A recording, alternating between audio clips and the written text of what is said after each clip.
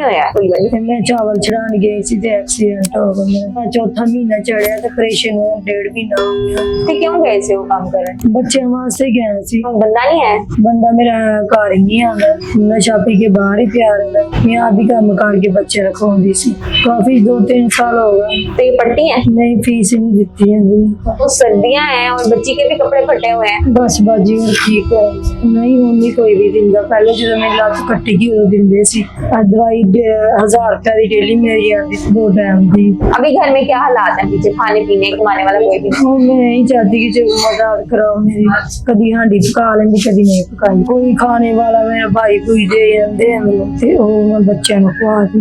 इनके मियाँ जो नशा करते हैं और कमा कर कुछ नहीं देते घर, ये खुद मेहनत मजदूरी करने अपनी बेटी को साथ लिए जाती थी। करनी कुछ ऐसे हुई कि एक हादसा था या इनकी टांग नहीं। इस बच्ची का मुस्तकबिल किसी फैक्ट्री की दरो दीवार नहीं, किसी के घर काम करना नहीं, बल्कि स्कूल है, किताबें हैं, कलम है। आए इनका मुस्तकबिल संवारने में शऊर का साथ है। शऊर वेलफेयर फाउंडेशन एक रजिस्टर्ड इदारा पाकिस्तान भर में फलाही मंसूबों के जरिए इंसानियत की खिदमत कर रहा है।